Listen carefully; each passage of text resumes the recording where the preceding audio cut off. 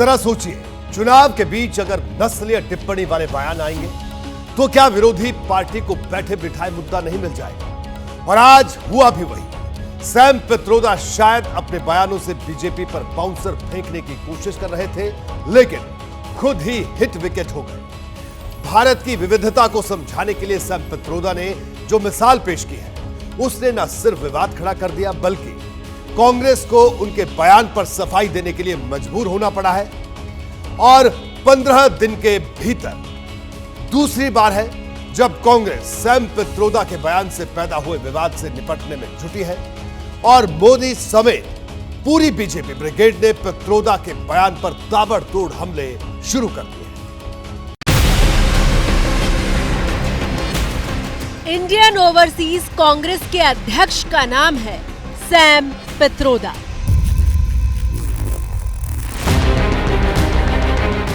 America की जमीन पर बैठे पित्रोदा ने आखिर ऐसा क्या कहा है जिसके बाद राजनीतिक भूचाल आ गया है? चलिए सबसे पहले वो सुन लेते हैं। Where people on east look like Chinese, people on west look like Arab, people on north look like, maybe white, and people in south look like Africa.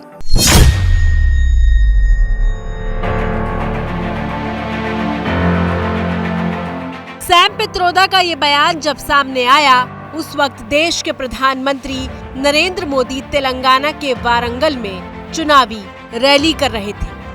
जय तेलंगाना, जय श्री राम।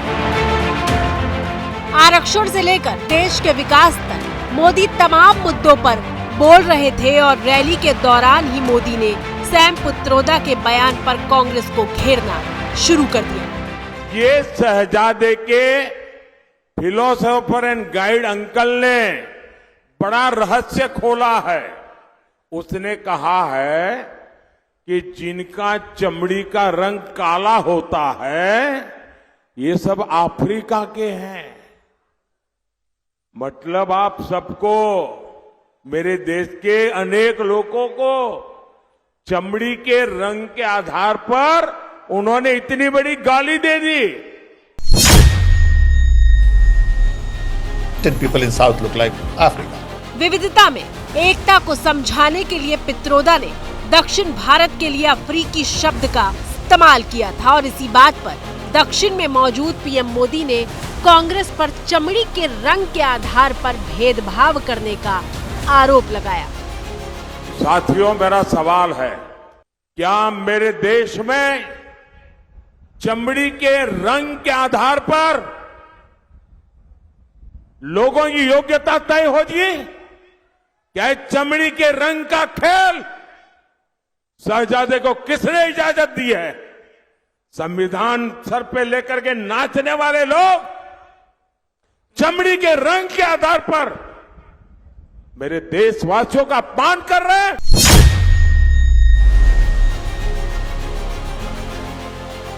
प्रधानमंत्री मोदी यहीं पर नहीं रुके। उन्होंने सैम पित्रोदा के बयान के मायने समझाने के लिए राष्ट्रपति द्रौपदी मुर्मू के चुनाव के वक्त कांग्रेस के विरोध का जिक्र किया और विरोध की वजह को पित्रोदा का बयान बताया।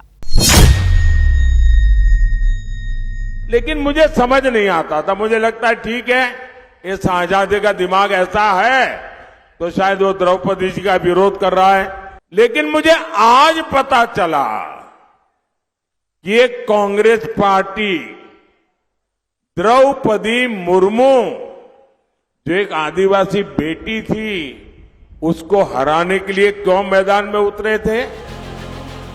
सैम पित्रोदा ने अंग्रेजी अखबार द स्टेट्समैन को दिए एक इंटरव्यू में विविधता पर बयान दिया था। We could hold country together as diverse as India, where people on east look like Chinese, people on west look like Arab, people on north look like, maybe white, and people in south look like Africa. Doesn't matter. We are all brothers and sisters. We all respect different language. We all respect different religion. अपनी बात को पूरा करते हुए Sam Pitroda ने आखिर में ये जरूर कहा था कि भारत में विविधता है और हम सब भाई बहन हैं, लेकिन तब तक तो डैमेज हो चुका था और डैमेज ऐसा हुआ कि कांग्रेस पित्रोदा के बयान पर सफाई देने सामने आई। सैम पित्रोदा द्वारा भारत की अनेकताओं को जो उपमाएं दी गई हैं वो बिल्कुल गलत है, दुर्भाग्यपूर्ण है और अस्वीकार्य है, बिल्कुल अस्वीकार्य है। भारतीय राष्ट्रीय कांग्रेस इन उपमाओं से अपने आप को पूर्ण रूप से अलग करती है और इसका खंडन करती है। प्रियंका गांधी ने तो सैम पित्रोदा के बयान को फिजूल करार दे दिया। पता नहीं क्या फिजूल की बातें कर रहे हैं। प्रधानमंत्री जो फुल टॉस पे खेलते हैं ना, तो इन्हीं फिजूल की बातों पे फुल टॉस खेलते हैं। मैं उनको चैलेंज करती हूँ, आप फुल टॉस खेलिए रोजगार पे। लेकिन इस रिपोर्ट को देख रहे तमाम दर्शक भी ये बात जानते हैं कि सैम पित्रोदा कोई साधारण शख्स नहीं है। कांग्रेस के लिए सैम पित्रोदा का कद बहुत बड़ा है। कद कितना बड़ा है उसे इस बात से समझिए कि देश में जब यूपीए की सरकार थी तो मनमोहन सिंह के प्रधानमंत्री रहते हुए देश की नीतियां बनाने वालों में सैम पित्रोदा एक थे। सैम पित्रोदा पूर्व प्रधानमंत्री राजीव गांधी के दोस्त हैं और राहुल गांधी के लिए पित्रोदा न सिर्फ अंकल सैम हैं बल्कि उनके सलाहकार भी रहे हैं। और आज राहुल पर हमला करने के लिए दोनों के बीच रिश्ते की इसी डोर का इस्तेमाल मोदी ने किया। आज मुझे पता चला कि अमेरिका में इस शहजादे के एक अंकल रहते हैं। ये शहजादे के अंकल वो उनको फिलोसोफर एंड गाइड है। और जैसे क्रिकेट में आजकल थर्ड एम्पायर होता है ना, कोई कंफ्यूजन हो तो थर्ड एम्पायर को पूछते हैं, और वैसे ही ये शहजादे ये थर्ड प्लेयर को कंफ्यूजन होते हैं तो सलाह लेते हैं। पित्रोदा ने शॉट मारा लेकिन वो कैच आउट हो गए और अब पूरी बीजेपी ब्रिगेड इस बयान को भुनाने में जुटी है। सैम पित्रोदा राहुल गांधी के गुरु हैं और कभी वो गालियां देते हैं, कभी दक्षिण भारत उत्तर भारत में बांटते हैं। ये भारत का अपमान है। अगर ऐसी बातें वो की है तो राहुल गांधी को, सोनिया गांधी को देश से माफी मांगना चाहिए। सैम पित्रोदा साहब ने भारत, भारतीय संस्कृति, भारत की पहचान और भारतीय लोगों की पहचान के बारे में बेहद आपत्तिजनक बयान दिया है। अब ऐसा लग रहा है कि यह विषय, कांग्रेस पार्टी जिस सीमा तक जा रही है, यह विषय चुनाव का नहीं रह गया है, यह विषय भारत के अस्तित्व का हो गया है। निशाने पर राहुल गांधी हैं क्योंकि सैम पित्रोदा सबसे ज्यादा करीबी राहुल के ही माने जाते हैं। ये राहुल गांधी का खासम खास सलाहकार है सैम पित्रोदा।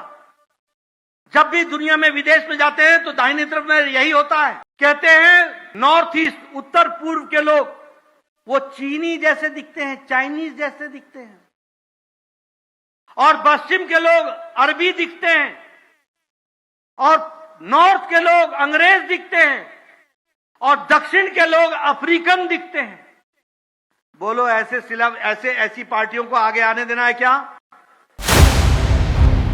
और ये पहली बार नहीं है। इससे पहले सैम पित्रोदा ने विरासत टैक्स की वकालत की थी। पित्रोदा के इस बयान पर बीजेपी हमलावर हुई थी और कांग्रेस ने बयान से किनारा कर लिया था। साफ कह देना चाहता हूं, इस मामले पे जो पित्रोदा जी ने कहा है वो उनकी राय है, पर भारतीय राष्ट्रीय कांग्रेस का पोजीशन नहीं है। उन्होंने जो बात कही है ये अपने परिवेश में जहां पर वो रहते हैं उसके बारे में कही है। ये कांग्रेस पार्टी की विचारधारा नहीं है, ये कांग्रेस पार्टी की पॉलिसी नहीं है। यहाँ सवाल कांग्रेस से भी है। हर बार सैम पित्रोदा कोई ऐसा बयान दे जाते हैं जिससे कांग्रेस सहमत नहीं होती। इसके बाद कांग्रेस के बड़े बड़े चेहरे सफाई देने आते हैं और किनारा कर लेते हैं। सवाल ये है कि क्या सैम पित्रोदा के खिलाफ कोई एक्शन लिया जाता है? पित्रोदा इंडियन ओवरसीज कांग्रेस के अध्यक्ष हैं, कोई क्षेत्रीय नेता तो है नहीं। और अगर उनके बयान से पार्टी की छवि को धक्का लगता है तो क्या कोई चेतावनी जारी की जाती है, या फिर ये एक रिवाज बन गया है कि पित्रोदा कुछ कहेंगे और कांग्रेस आकर उनके बयान से पल्ला झाड़ लेगी? ये तमाम सवाल देश के मन में चल ही रहे थे कि शाम के 7 बजे खबर आई कि सैम पित्रोदा ने स्वेच्छा से अपने पद से इस्तीफा दे दिया है। कांग्रेस अध्यक्ष ने इंडियन ओवरसीज कांग्रेस के अध्यक्ष पद से पित्रोदा का इस्तीफा स्वीकार भी कर लिया है। चुनाव क्या है? वायदों, बयानों और हिसाब किताब का एक युद्ध है। चुनावी मिसाल बयानों से ही वार पलटवार होता है और एक बयान पूरे चुनाव की दिशा और दशा बदलने की ताकत रखता है। सैम पित्रोदा का नस्लीय टिप्पणी वाला यह बयान उस वक्त आया है जब दक्षिण भारत की 42 लोकसभा सीटों पर चौथे चरण का मतदान होने वाला है। बयान को कांग्रेस के खिलाफ कैसे इस्तेमाल किया जाए, इसमें बीजेपी कोई कसर नहीं छोड़ेगी। प्रधानमंत्री मोदी की ये कोई आम तस्वीर नहीं है। ये तेलंगाना के राजेश्वर स्वामी मंदिर की तस्वीर है, जिसे दक्षिण का काशी भी कहा जाता है।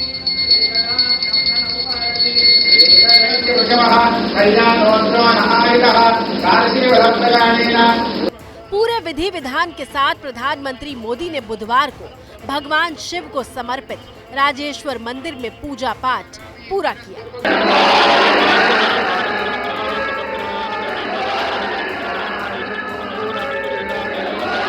ये तस्वीरें प्रधानमंत्री मोदी के मिशन दक्षिण का हिस्सा है। वो मिशन जिसके जरिए मोदी दक्षिण को जीतकर बीजेपी को 400 के पार ले जाना चाहते हैं।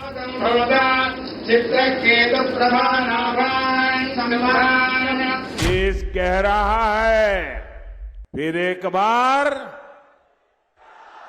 फिर एक बार, फिर एक बार। और मोदी के मिशन दक्षिण में पित्रोदा के इस बयान ने बीजेपी को हाथ में मुद्दा दे दिया है।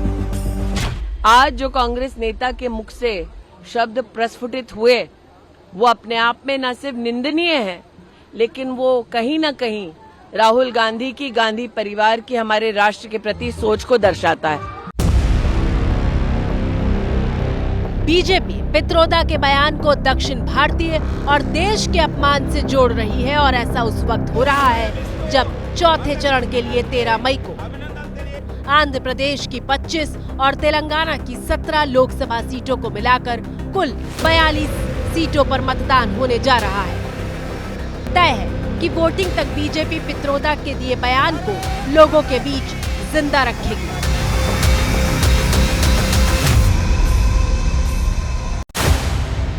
और सिर्फ दक्षिण ही नहीं, जिस पूर्वी भारत के साथ पित्रोदा ने चाइनीज शब्द का इस्तेमाल किया है, वहां भी चौथे चरण में 21 लोकसभा सीटों पर मतदान होना है। मेरा चेहरा मैंने आईना में देखा और मैंने ही मेरा पता चला कि मुझको असमीज जैसा लगता है, मुझको इंडियन जैसा लगता है, कोई तरफ से मुझको चाइनीज जैसा नहीं दिखता है। चाइनीज का साथ हमारा सिमिलरिटी ढूंढ के what he try to prove. Rahul Gandhi का एरे गेरे में जो भी लोग रहता है, उनका जो नॉर्थ ईस्ट का ऊपर जो उनका दृष्टि है या नॉर्थ ईस्ट को जो देखने का जो उनका तरीका है, ये बहुत ही गलत है। वैसे ये बात भी कम रोचक नहीं है कि इतने बड़े लोकसभा चुनाव में सैम पित्रोदा के पास न तो चुनाव प्रचार की जिम्मेदारी है, न ही वो कांग्रेस के मैनिफेस्टो बनाने वाली टीम में शामिल है और न ही चुनाव की रणनीति से जुड़ा कोई फैसला लेने में उनकी कोई भूमिका है। और जो कांग्रेस पित्रोदा को कहीं शामिल नहीं कर रही है, उस पार्टी के बड़े बड़े नेता सारा काम छोड़कर बयान पर सफाई देने में जुट जाते हैं। और यह हाल 3 चरण के चुनाव के बाद है। अभी 4 चरण का चुनाव बाकी है, यानी पित्रोदा पुराण में कोई नया अध्याय खुल सकता है। हालांकि अब उन्होंने कांग्रेस में अपने पद से इस्तीफा दे दिया है। बहरहाल भारत की बात में आज इतना ही। मुझे दीजिए इजाजत। नमस्कार।